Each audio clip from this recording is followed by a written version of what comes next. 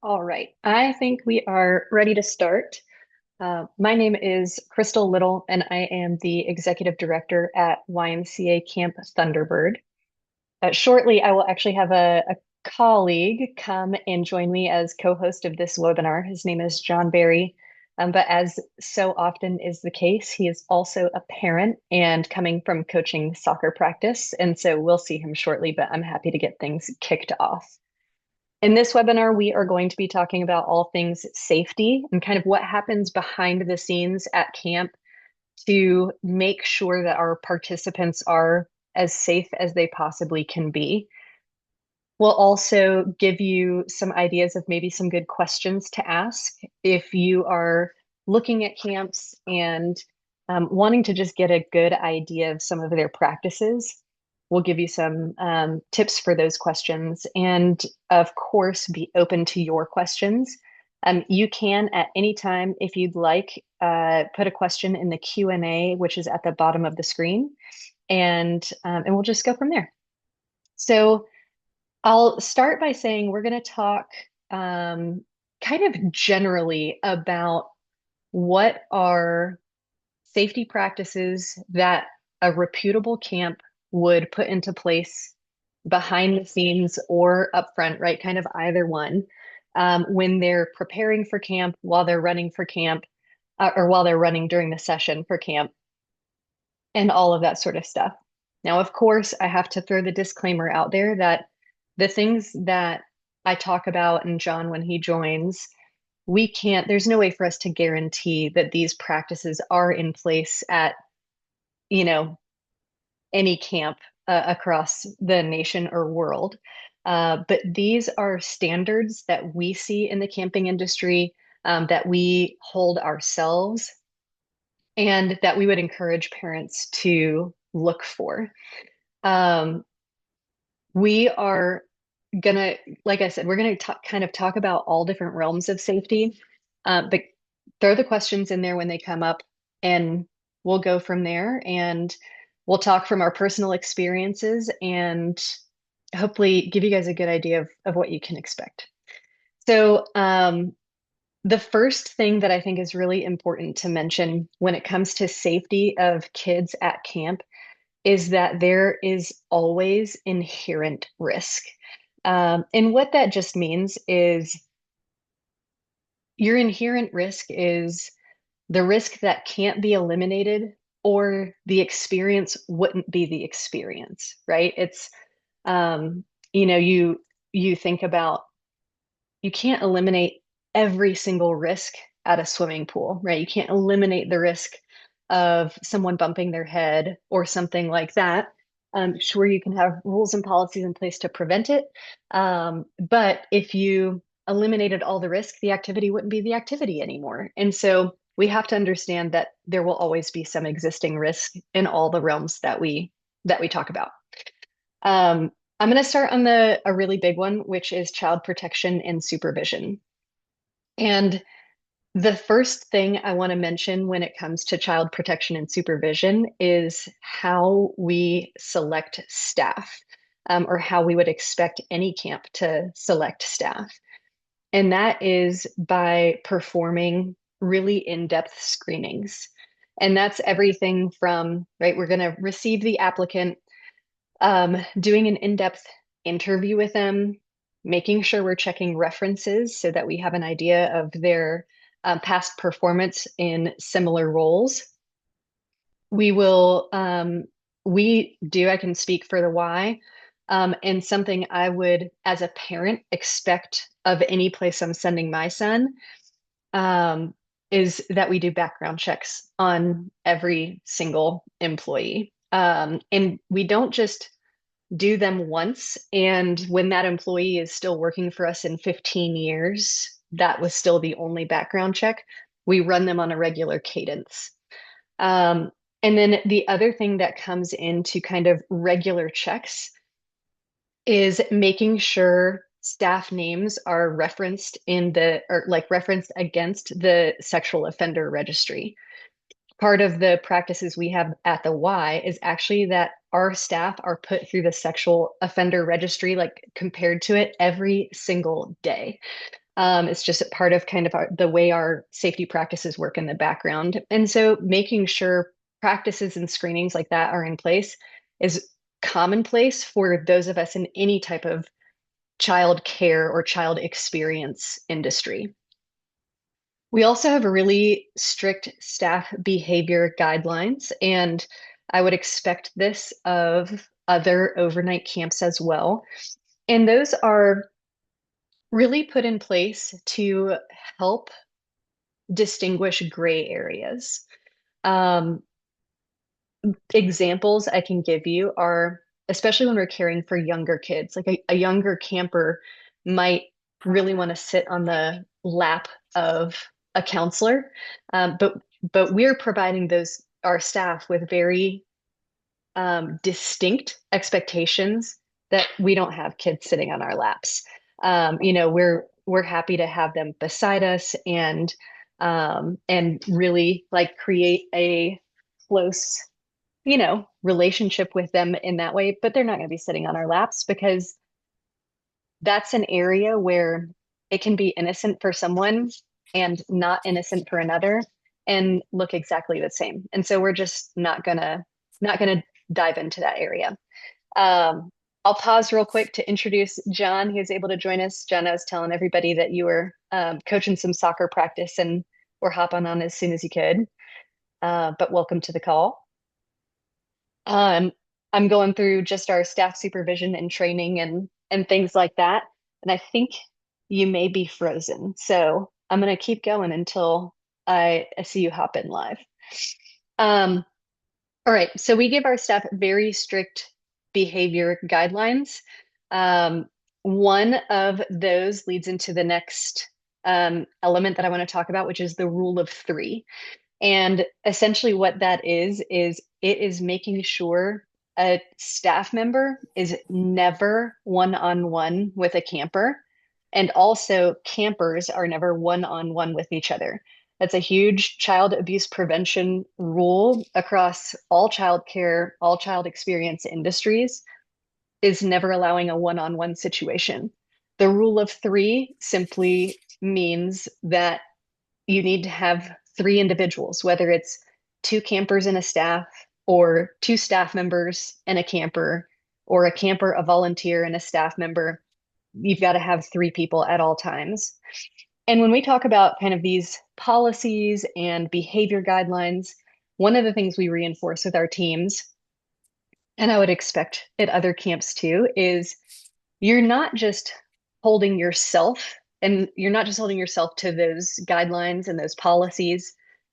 We expect our staff teams to also hold each other accountable, right? So if they see a situation where a counselor and a camper are walking somewhere and it's just the two of them, they're just going to join right in so that they're never creating a one-on-one situation.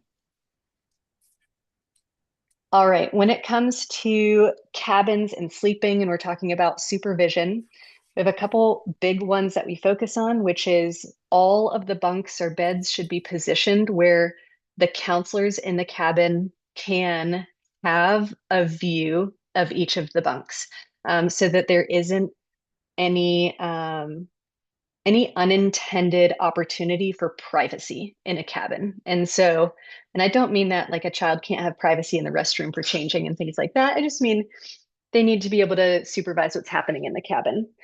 And then the other big one, and this one is actually really hard, but it's no sharing bunks. That's not the hard part. No sitting on each other's bunks. A lot of times kids want to be able to sit on each other's bunks to play a game during rest hour or as they're getting ready for bed. But I would consider it the safest way for kids not to be allowed on each other's bunks at any time, and especially not allowed on the counselor's bunk or bed at any time. We like to tell our campers that like that is your personal private space. This is like the one space that's 100% yours while you're at camp. It's not shared. It's yours only and special, and we're going to keep it that way because you need to have a space that's just yours while you're at camp. I think he's here. Hey, John, how you doing? Can you hear me now? Yes, yes, we can. My phone has been giving me the wheel of death forever. So Oh, I'm so sorry. That's no fun. Well, it welcome everybody is. to the call. Yeah. Do you want to introduce yourself Thank you. real quick? Sure. Absolutely. My name's Awesome. John Barry, and I am one of the directors up at Camp Harrison, the sister camp to Camp Thunderbird there. And I've been here. This will be my third summer in camping ministry world. And so before that, I was a pastor for 20 years and have led and been a part of camps for decades. So I know I don't look that old, but I am. So, You don't. but glad to be here. Thanks, John. All right, I'll wrap up this section on supervision and staffing and screening, and then we'll have you jump in maybe on our next topic.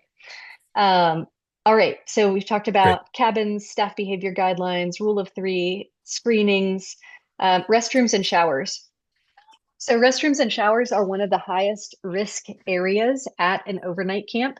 To be honest, at any child care facility or program. And the reason for that is there are private spaces in restrooms and showers. And sometimes for staff members, it feels uncomfortable for them to supervise in that type of environment because it is, right? Like we associate a restroom with nudity, with private parts, and things like that. So there may be some nervousness.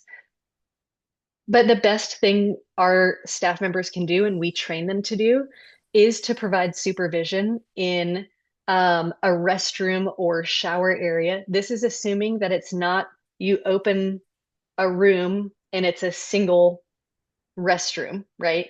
We're assuming they're in a restroom with a few different stalls or a few different showers.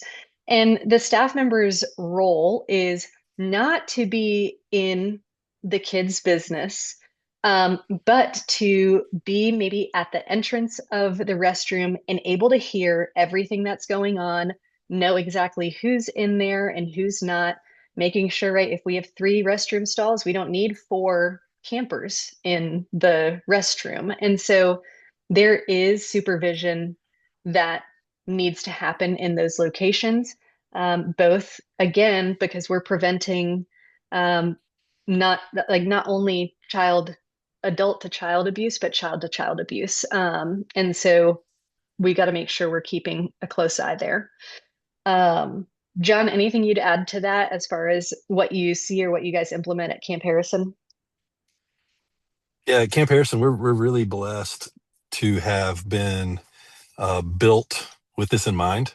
Our camp's only 20 years old compared to Thunderbird, which I think is more like a dinosaur. They've Mm-hmm. been around forever. And It's true. so our facilities have really been built well. That's one area that sets us apart from a lot of camps. Thunderbird does a great job as well, but we have individual stalls for the toilets and then individual stalls for the showers and the rest of the restroom area.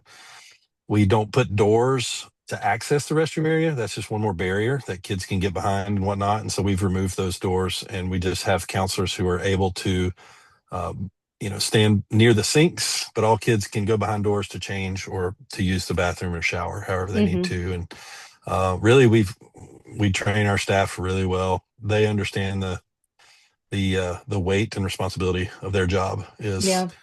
again, I think in my experience, we always hear about the adult to child issues, but the statistics say that the majority of this abuse happens peer to peer, and so we have to be really vigilant to make sure that's not happening in our spaces. So Yeah. we do a really good job at that. Yeah. And, depending on the age of the camper, sometimes there are certain behaviors that cross a line that Mhm. for certain ages are exploratory, right? In a sense, Right. developmentally normal, but still not appropriate behaviors for camp and something that we take seriously to prevent. Um, so you brought something else up that I think is good to mention just in terms of like talking about the scope of thought we put into things on the back end in camp Yeah. preparation and things. But So Thunderbird is a dinosaur. This is our 90th birthday, so we've been around for a minute. And we are so excited. We have a new bathhouse under construction. So we've got a handful of cabins out of our 35, a handful that are open air and share a bathhouse. And then that bathhouse is also what services our pools for changing areas, showers, things like that. And when we were putting together the plans, the architectural plans for this bathhouse, one of the things we were doing was reviewing everything from a lens of child abuse prevention. Mm, Right. And we do that ourselves as camp professionals, but we're also bringing in consultants from our insurance company, from our risk department. And it's thinking about, okay, where does supervision happen in this layout? And it's mm, thinking through things like, are the stall walls going to go all the way to the floor? Or are they going to end 2 feet off the floor, right? Those are things that we're thinking through as we're assessing plans in new facilities. And I think that's probably something not, commonly thought about, yeah, that when we're designing a facility in a camping space, that's one of our priorities is to consider it from that lens. yeah. Um, all right, one more kind of abuse prevention, protection, supervision note that I think is important is attendance, like knowing where kids are. Mm, Um, we do I think John at Harrison and, at camps everywhere, there's a regular practice of on a regular cadence throughout the day, you're checking in to make sure every camper A is accounted for and B is where they're supposed to be. mhm. For us, that's really natural on the we take attendance and reconcile at the beginning of every single activity to make sure our camper is where they're supposed to be and there is no camper at camp that's unaccounted for. Um, Yeah, yeah, we do the same thing. We do I think we do our activity selection a little different than you guys. mhm. So the kids get to pick in the moment, but Yeah. we know the total number of kids that are supposed to be going to either the land activities or the water activities. And so we just get a head count. And if we're off by any number, we go searching and we figure out which kid is gone and where they are. Hmm. But in the 2 years I've been here, honestly, we haven't lost anybody. And so, hopefully that, we can keep that record going. So we ought Hmm. to put up a board. Haven't lost a child at activities in 2 years. Right. So, Right. um, but but yeah, our counselors are vigilant about it, and we all as leadership have radios, so it's super easy to communicate. Yeah, Timmy decided to go to archery, not paintball today, and so it's easy to figure that out. So For sure. Yep. We also do a lot of walkie-talkie communication. That's how we reconcile our rosters about every hour throughout the day. yeah, yeah. All right. Any certain topic you want to hit on next, John? I follow your lead. I know on your list here, I think you've gotten all the way down to about the health and physical safety side of things. So Yeah. What um, you want to talk? You I don't want know to if you're take ready to the? move on to that or I think so. You want sure. to hit some of those? Yeah, absolutely. Awesome.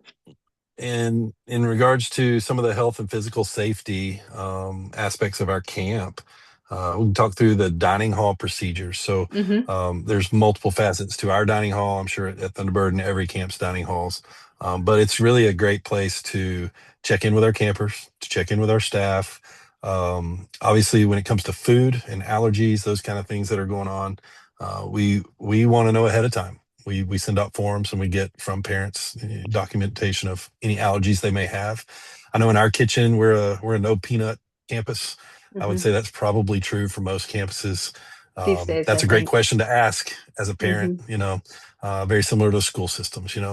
Um, in a funny way, I heard about this story really quick that one of our counselors was um, had a peanut allergy. I don't think she did. I think she just liked to say she did.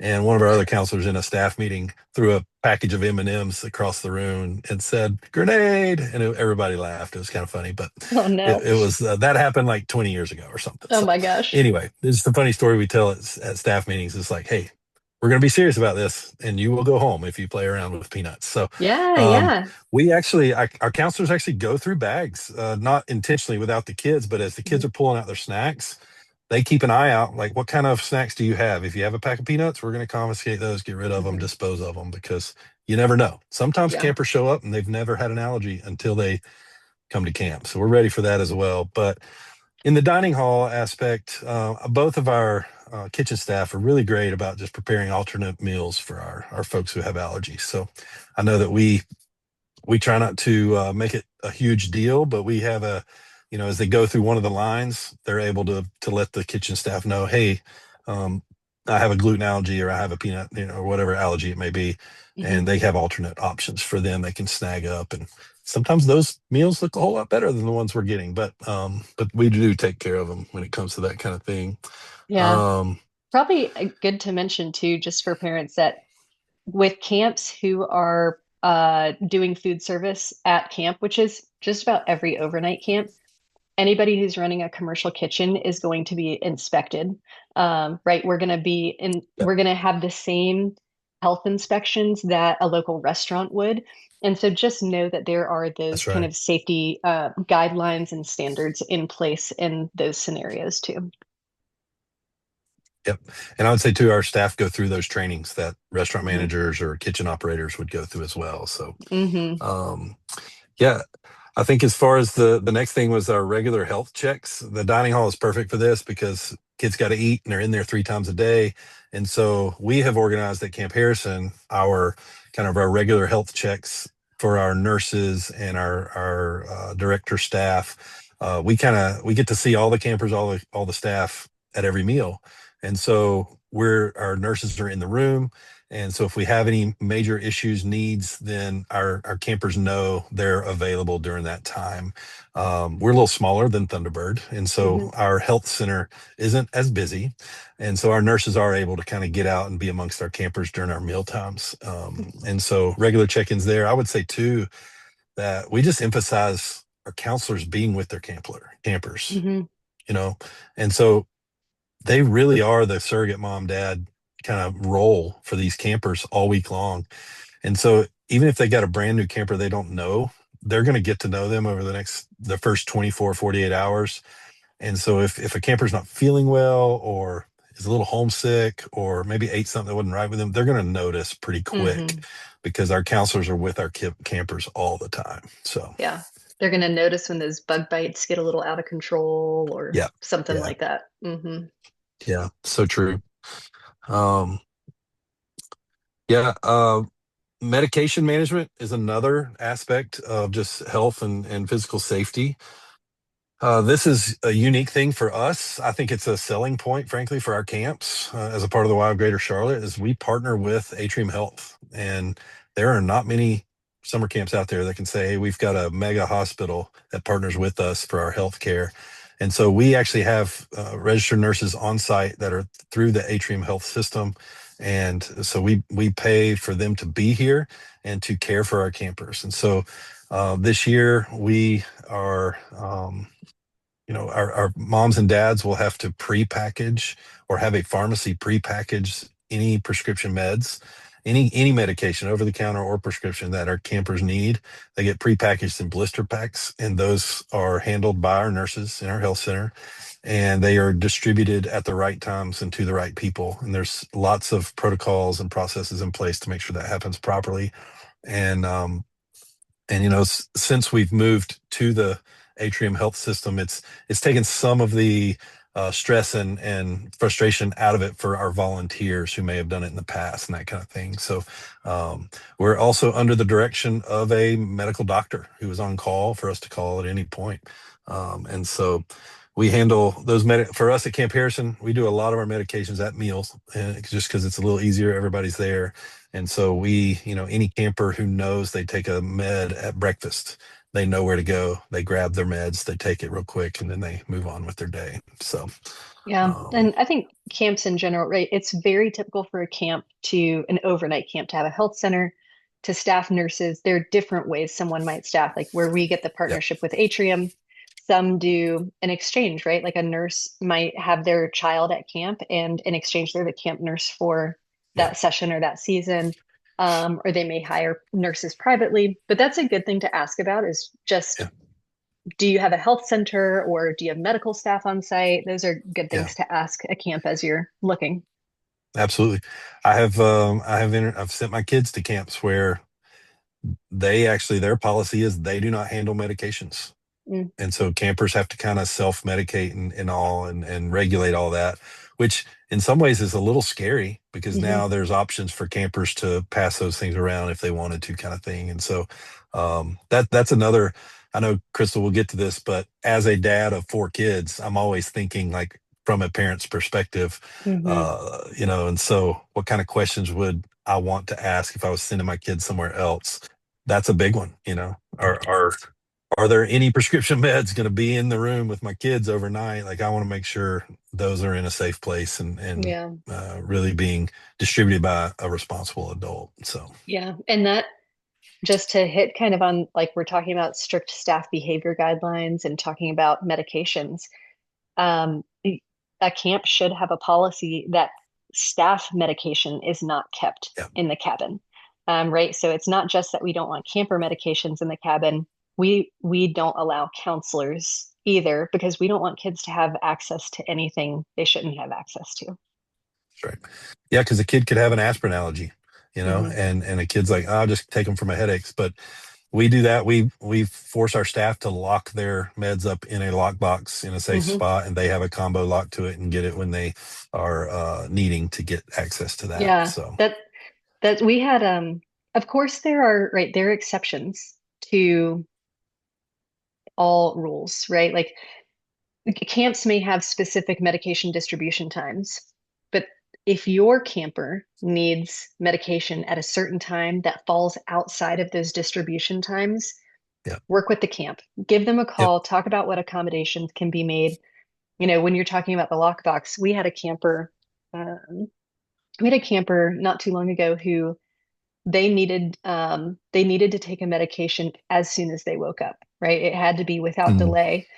And it was a high risk scenario. And so we used a lockbox mm, in it's the great. cabin to be able to accommodate that. And then of course you have like a child who may have diabetes, right? They need more Yeah, regular access to certain resources and tools. You just work with your camps on that and yeah. we figure out a safe way to manage it for everyone.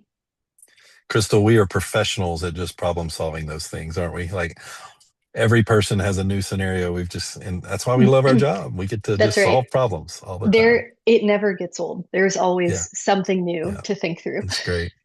Yeah, one thing also in regards to medications is as far as safety, and we may actually have this down in another segment, but we do have EpiPens readily available in case of an emergency or an accident, hmm and we have trained staff ready and able to use those.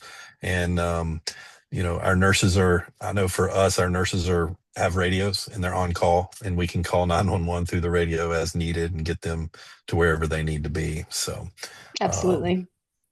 yeah, it's good stuff. hmm I think the last couple of things here is what do we do if a camper needs medical attention? They get hurt, or there's something going on there, and so I didn't realize that's what we were going to talk about, but that was a great segue. It's perfect. Um, yeah, so I think I would as a parent say, hey, if an accident happens, what's your process? What's your protocol?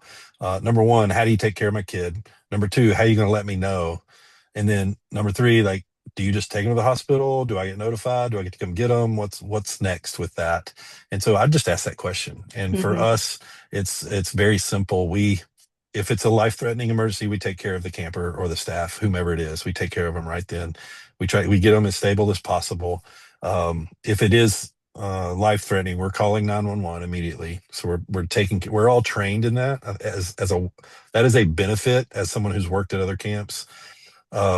As a part of the YMCA, we are all trained in first aid, in CPR, and basic life support. And some of us on staff are trained even higher than that. And so we are able to assess situations quickly and mitigate any kind of medical situation that's going on to the best of our ability and up to the training we've had. And so, like last year, we had a kid just was trying to go down the slide faster than normal and bumped his head as he went in.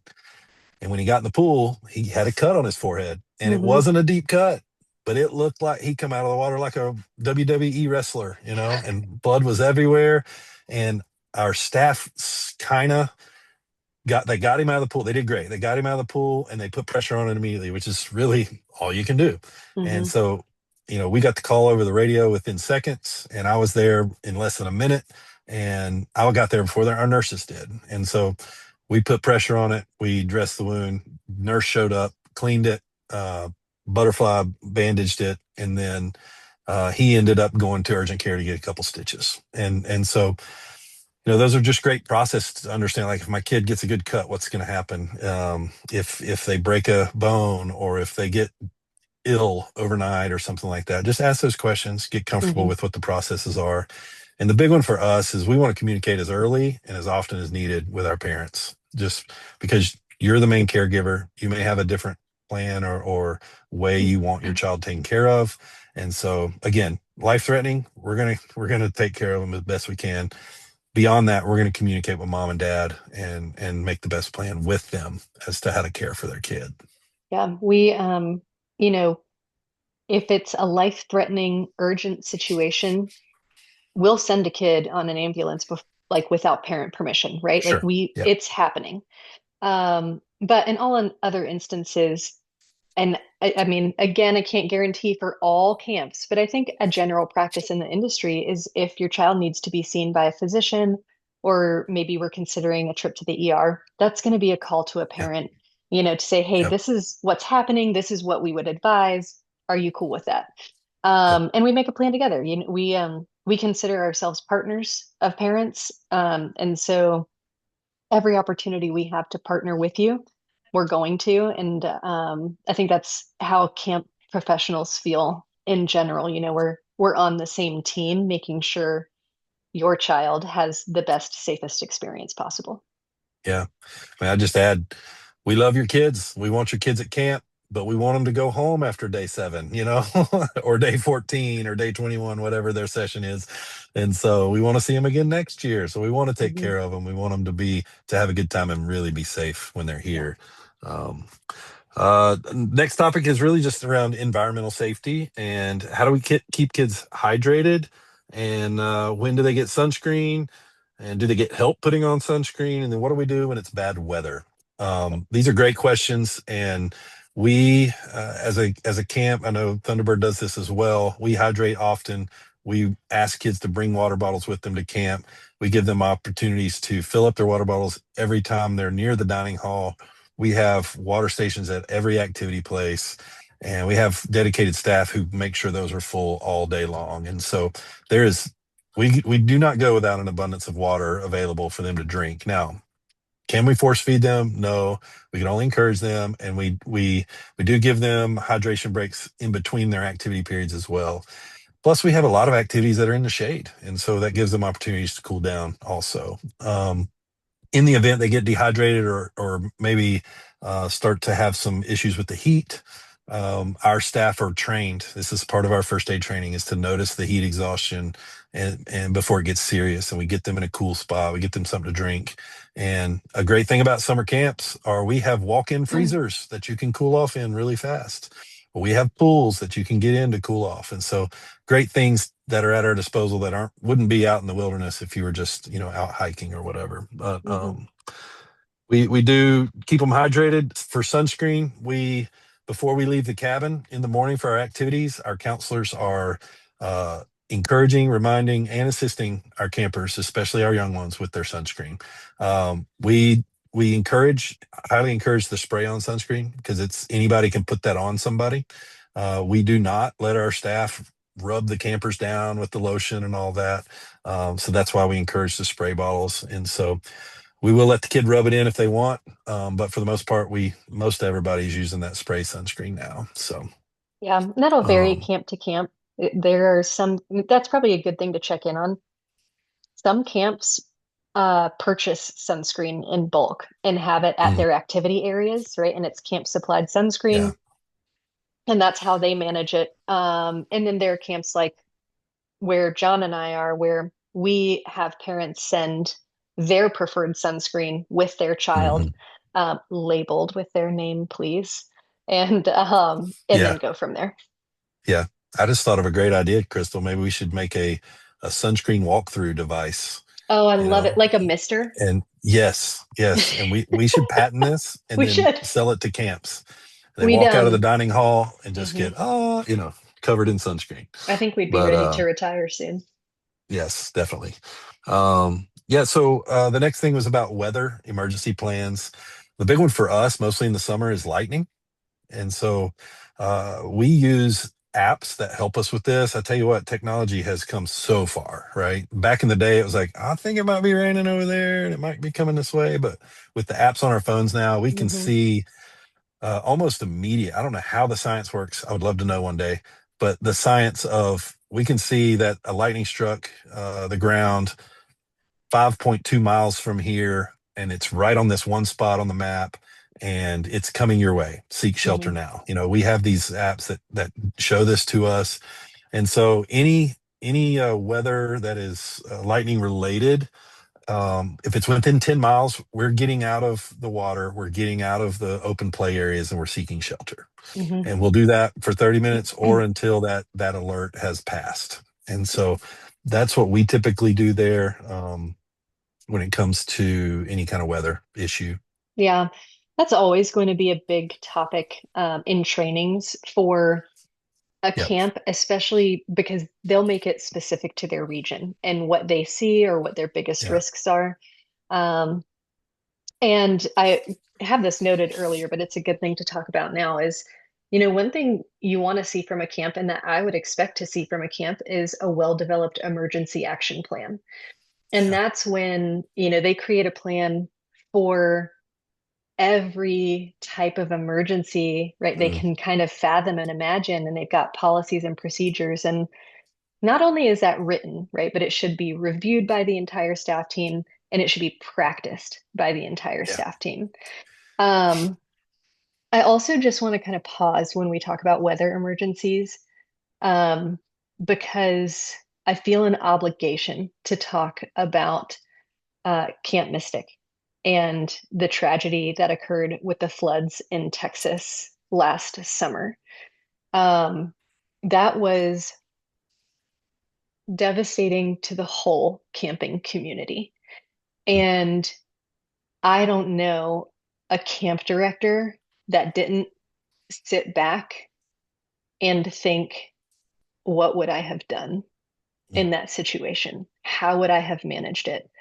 If that happened at my camp, would we have been able to communicate fast enough? Would we have been able to XYZ? I have like chills talking about this actually, right? Because oh my gosh, I just like it brings tears to my eyes even talking about it, just how much we love these campers and really, really take seriously the fact that we're responsible for them and their safety. mm, And we had, I don't know about you, John, we had quite a few phone calls after that took place from parents asking, like, okay, what are Camp Thunderbird's plans if something like this happened? Or is this a risk? We're on a lake and it's a dam released lake. So, um, what are the risk factors and what would you all do? And, what I'd encourage parents, if that's heavy on your mind, and it's reasonable for it to be, to talk to camps about mm, what are your biggest like environmental risks mhm. and how do you communicate with your staff in the middle of the night if you need to, right? Like asking functional questions like that will give you a really good idea of a camp's preparedness for a similar type of emergency, which, we absolutely hope would never happen, but we do want to be Mm. prepared for it. So, Yeah. yeah, I just felt like I needed to acknowledge that. Yeah, absolutely. Yeah, we got some of those calls as well. And, you know, fortunately and unfortunately, news that happens states away hits home. Hmm.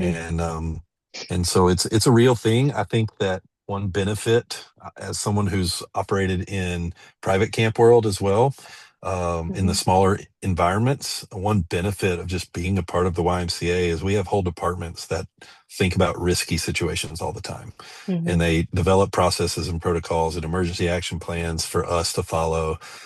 We have departments that think on insurance, that think on not just how to save a dollar, but how to save a life, Hmm. and so that is a benefit and a perk for us being a part of the YMCA. And Hmm. so as a parent, I can confidently say if you send your kid to one of our camps that we have been trained and we know our policies, and at least at the director level, we don't have to think about it. We know what we're going to do in those type of situations because we've Hmm. already played out that scenario. We've thought about it. We've written it out. And so that is something I would absolutely ask, and just inquire about depending on where the camp you're interested in is located. So, Hmm. Yeah, um, so when you're talking about kind of the resources that we have available to us as a part of a larger organization, I'm going to skip kind of ahead on my notes, but another thing parents can look for if they're considering a camp that's not a part of a larger organization like the Y or something like that is looking for accreditations. mm, There are a number of really reputable accreditations, and those agencies provide really wonderful resources to camps. And if they're accredited by that organization, they're also held to specific standards that are yeah, regularly evaluated by the organization. A really big one in the overnight camping world is American Camp Association.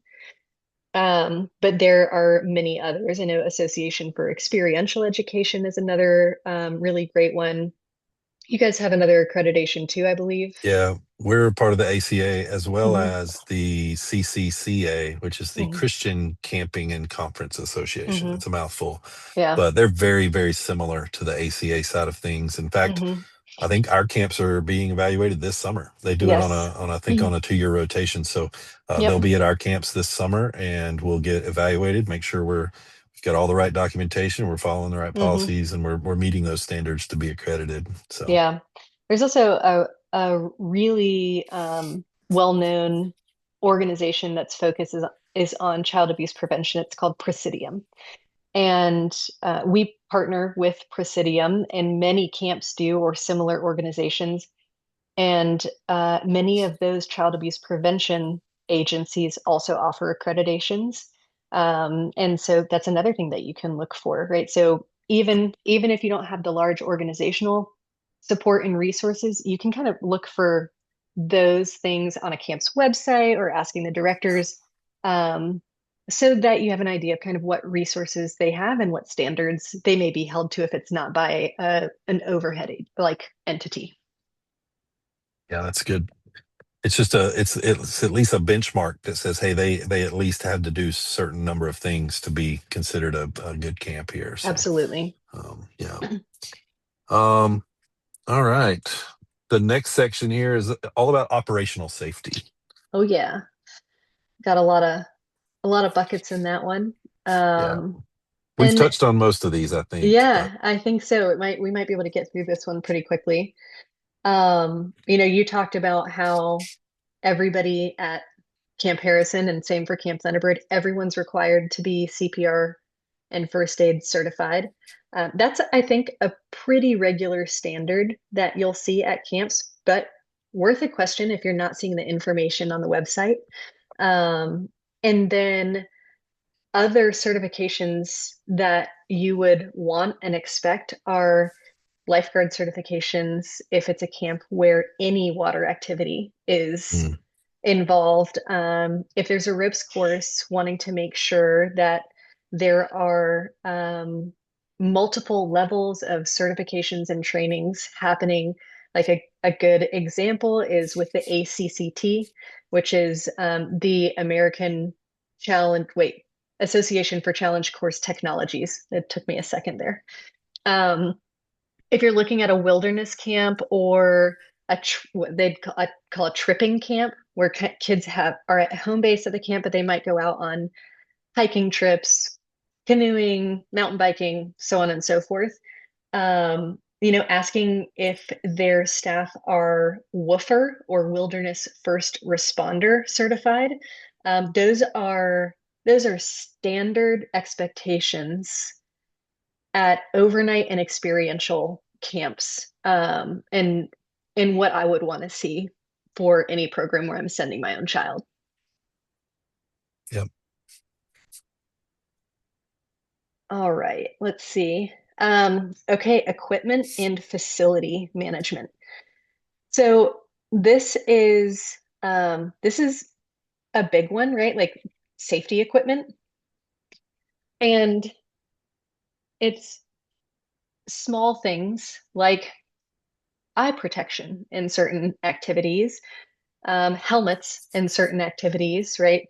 And then it gets kind of higher scale when you're talking about harnesses in life-saving or heightened scenarios, and then talking about the facilities themselves, right? How are ropes courses inspected and kept safe, and how often does that happen? And um, are we checking the pool's chemicals? um, and and all of that stuff. And what I'll say is when you are looking at like a lot of this stuff is kind of correlated with some of those staff certifications. And an example of that is like with a ropes course. I know for John and I, it's our policies at our camps that anybody working on our ropes course has to be either a trained operator or a certified operator under ACCT standards and testing. And in those trainings, they are taught how to inspect every piece of safety equipment that a camper wears, every piece of hardware that is used on the harness, on the course. There's inspections of different elements and the trees, knowing how to inspect the trees that a course might be on.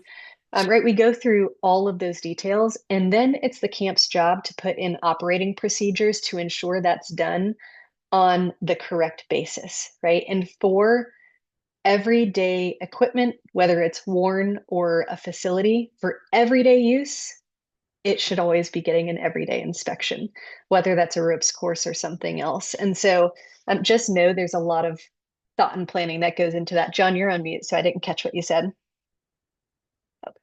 Um, all right. Proper supervision.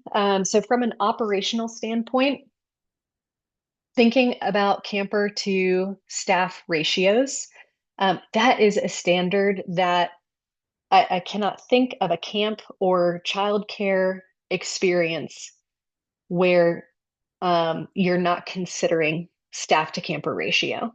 And so asking some questions about that would give you some good guidance if you're looking at a camp.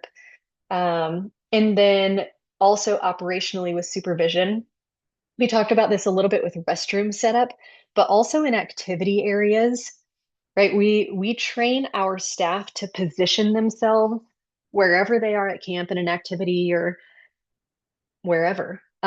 We train them to be in a place where they don't have blind spots, where they can see the group as a whole or the activity area as a whole. And so, teaching operationally how to supervise from that kind of logistical lens is something that we dive into as well. Yeah, that's good. I know our ratio. Um, oh goodness, now that I started talking, I totally blanked. Um, we try. I think we strive to get at the very least in our activities and in our cabins. We are almost on a 4-to-1 ratio, That's camper where to we are too. counselor. Yeah. So, which is phenomenal. Hmm. So, I think Yeah. the typical standard in childcare scenarios is depending on the age. Like if you have preschool age kids, it's like 5-to-1. If you have babies, it's 2 to 1. And then if you Hmm. have anybody, I believe it's ages 10 and up is like 10 to 1. Hmm. And so that 4 to 1 ratio for our entire camp is phenomenal. And it really it helps our counselors be able to stay focused better because they don't have to pay attention to so many kids. So Hmm. as a parent of four, having four is exhausting sometimes. So Yep. we really try to stick to that.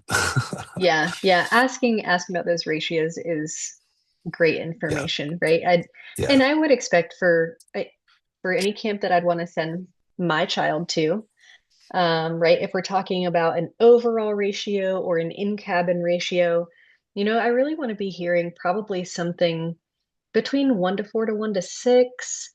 Hmm. That's probably where my comfort level is. When we start to get higher than that overall or in a cabin, Hmm. I might just be asking some additional questions about the support the staff have and Right. how the cabins are set up or things like that. And activity ratios may be a little bit different.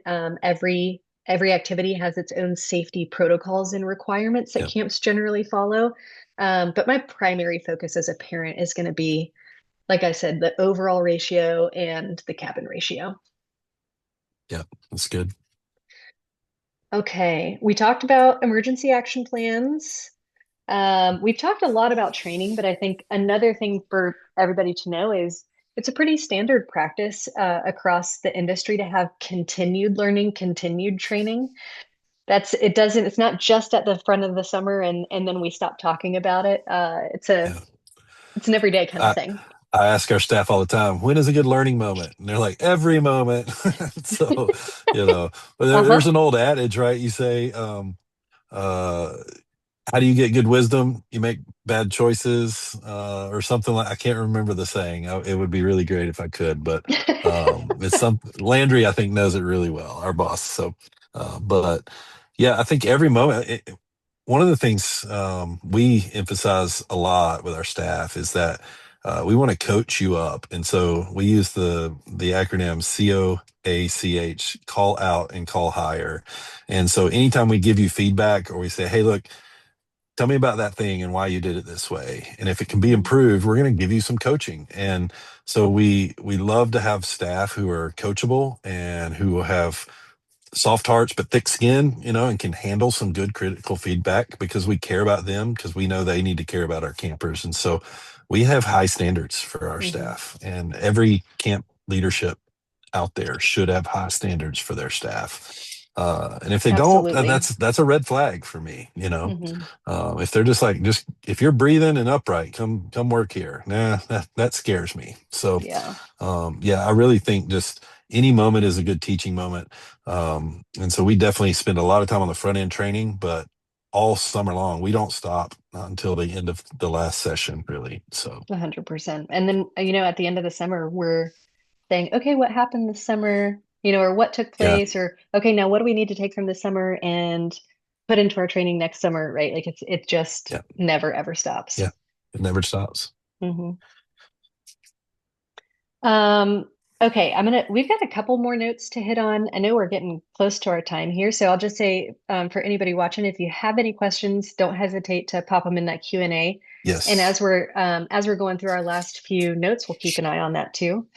Um, all right, we've talked about communication, right? But at an overnight camp, we want to make sure staff members have a regular and quick way to communicate with each other. We want to have a way to communicate emergencies. And we want to have a plan in place for how we will contact parents in the event of an emergency. And so those are things that we have in place that every camp needs to think through and implement. Um, all right. Information on campers, and then I see a question I'll come to right after that. Um, Camps should be asking you questions about your camper before Mm. they arrive to camp. If they're not, that's a red flag. And it doesn't have to be, right? They're asking you 6 months in advance or even 3 months in advance, right? It's just really before camp.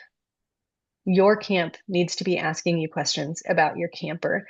Not just like the health and medication and allergies and things like that, but also what are you hoping to get out of camp? Mm, What's your child most nervous about?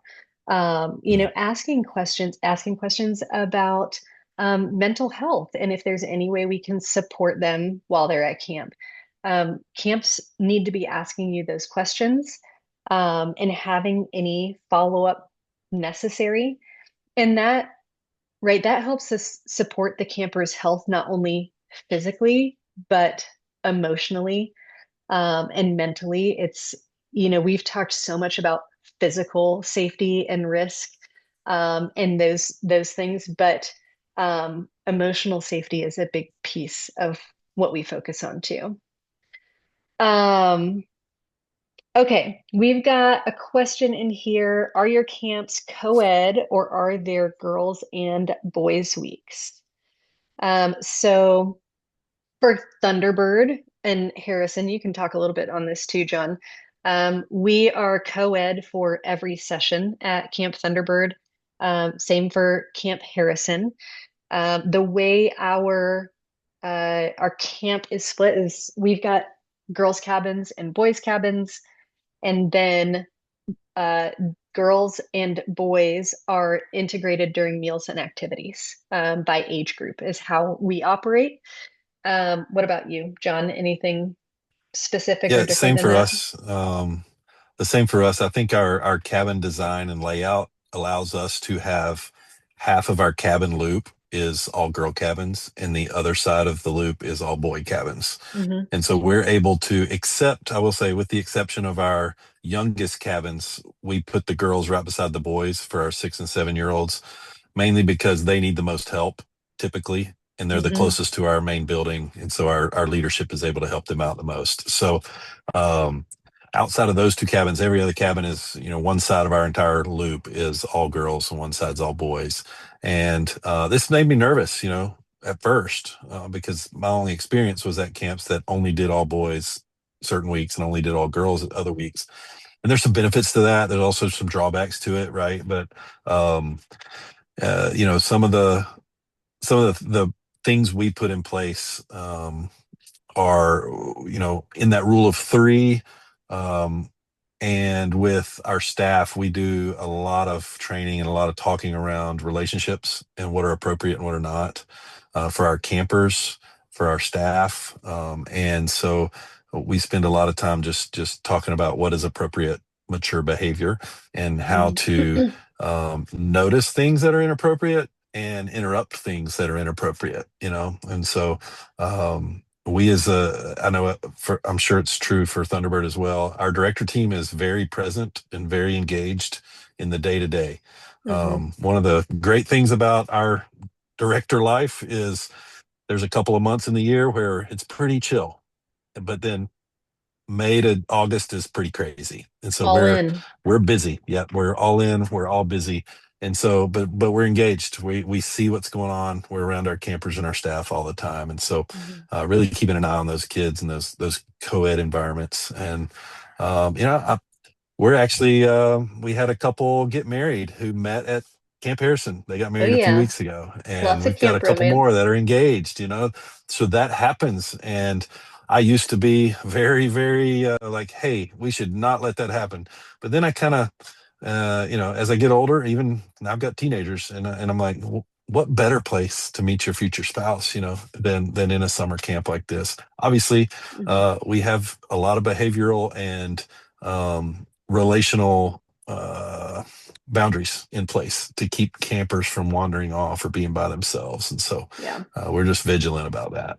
Yeah, I mean, it's our job to monitor behavior and to monitor professionalism, but it's inevitable, right? Well, maybe not inevitable, but when your kid is at the right camp, they're with their people, Mm, right? They're clicking with the other campers and mm, feel this like intense sense of belonging and of course out of that. whether it's older campers or staff members, of course, romance will bloom from time to Mm, time. But again, it's our job to yeah, monitor behavior and professionalism at right. camp just to make sure, um, even in those situations that everyone remains Yeah, safe that's at good. camp. Hmm. Um, all right. So we had another question, and I love this. It was talking about actually missing one of your tours that you have scheduled, John, at Camp Harrison. Okay. And attending, attending a camp tour, if that's an option for you as you're exploring a camp, is an awesome place and time to ask questions and get a feel for just how the camp operates and your comfort level with everything. Checking out their website, giving the directors a call, also awesome. All right, so are you typing your answer out there? Yes, I am. Can you see Okay, my I love thumbs it. in the screen? Yeah, well, I actually like popped up. John Barry is typing an answer. Um, Nice. but I think while you're typing your answer, maybe I'll review some questions. Like we've talked about them Great. throughout, but overview of some questions that you can think about asking or maybe beneficial. Um, Ones that maybe I would ask. Who are the staff? Right? Like, who are they? Where do they come from? Or what are the parameters for staff? How are they screened? Um, what are your child abuse prevention practices? Is there a medical professional on site? Or, how are medical situations handled? How do you communicate with parents if there's an emergency? What does staff training consist of? Let's see. How do you keep staff accountable for the Mm, expectations, right? Because expectations don't mean a lot if they're not if there isn't um if there isn't accountability. yeah. And then I love this question, John. This is one that you put in, and it's fantastic. What kind of unsafe issues or what kind of incidents do you tend to see at your camp? What are the most common incidents that occur? Mm, That's a yeah. fantastic question to ask a camp, right? Because John, you and I would both be able to answer that question. There's no camp that doesn't Yeah. have incidents, right? Like we talked about inherent risk at Hmm. the very beginning of the call, John, before you got on, and about how risk exists, right? It Yeah. wouldn't be camp, it wouldn't be swimming, it wouldn't be XYZ without the risk. So it happens. But understanding what that most common thing might be is a good indicator. Yeah. The biggest fear I would have is if somebody answered that by going, "Yeah, we don't really have any problems." I'm like, "Yeah, you do. You just don't know about them, you know?" Right, So that's not good. right. So, Even if it's like you know, uh, camps should be documenting incidents, yeah. right? Not only should they be documenting their incidents, that should be reviewed by their insurance company. Yeah. It should be tracked and graphed. Like literally, we can pull up information on all of our incidents at camp and see a map of camp of like where most incidents took place. And sometimes that's how Mm, we identify, hey, we need this right, like we need this block of concrete to be redone because we've had X number of trips on this crack. Like mm, it's stuff like that. yeah. Camps have incidents, and it's our job to track them and to learn from them and to make Yeah. modifications where needed. Yeah. Crystal, and just a closing thought from me, and I'm sure you touched on this in the beginning when my phone was nice spinning and all.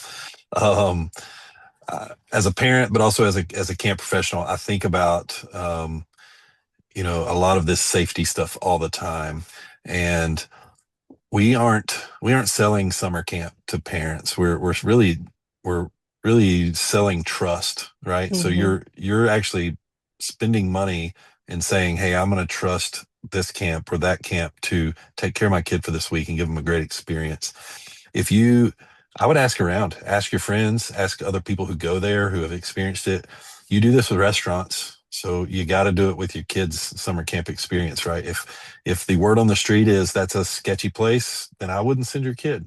If the word on the street is they're great, they do well, they have their, you know, hang-ups, but they still handle things well, or they're moving in that direction, then I think that's a good way to know if it's a reputable camp or not. Um, for us, it's you know, we have a huge number of returners every year. And if we didn't do well at what we're doing, then those campers would not be coming back. That retention And rate it's is not, telling. yeah, it is. And so that's a great question to ask as well. Like year over year, how many campers just want to be here? Right. And so that's a good indicator of culture and safety and everything as well. So, Yeah. just I think that as a parent, if your gut says no, listen to it. And I'll just say, as a camp director myself, I feel highly humbled and obligated to create an environment where parents can trust that we're doing what we say we're going to do, that we care deeply about your kids and their future and their well-being while they're with us, and so we take that very seriously here. So Yeah. I couldn't agree more. And right, like the summer is for us camp directors, our phones are never on silent in the yeah, summer. Right. This is a 24/7 gig. And yeah. and we behave that way. Hmm. We are very serious about the fact that we've got lives, very important lives in our hands all hours of the day. Yeah, yeah. Um, and every parent sending their child to camp deserves to feel confident Hmm. in the camp's ability to care for their child. And that's, we always talk about safety being our number one priority, but you've got to also have the gut check with values, right? And Hmm. all the different elements that go into making an experience what you want it to be. And I think my last encouragement to parents is ask the questions, right? If the answer isn't immediately available on the website, in the parent handbook, um, or covered in a webinar, or on a tour, if you have a specific worry or a specific question that's particular to your child, please don't be shy about asking it. Yeah. Call and talk to the director about that specific fear. Don't feel, I don't know, don't feel like you're a burden needing to ask this tiny little question, or Mm.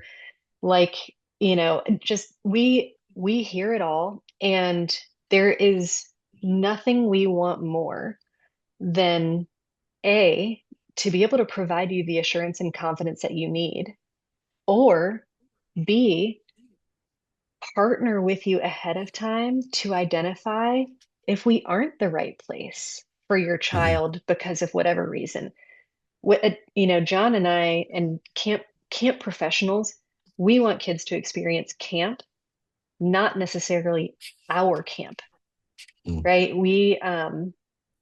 We are just as excited to help a family find their camp, even if it's not Yeah. ours. So call and ask the question. Yeah. Yeah. I'm guilty of referring kids to other camps Oh because they're yeah. they're looking for something we can't provide, right? Yeah. Or And it's and so yeah, there's something, right? They're looking for a certain activity or experience, or they yeah, want more time in this or more time in that, right? Like yeah, every camp's structured so differently in every way, and yeah, we're not the right ones for everyone. yeah. That's right. Hmm. All right. I think that brings us to the end. Awesome. Yeah. Thanks for your time, John. Thank you, Crystal. I appreciate it. Thanks everybody listening. We'll post a recording of this in the next few days, and reach out to John or I, or our camps in general if you have any other questions about us specifically, or if we can help you otherwise. We hope you have a great night. Appreciate you guys. Bye.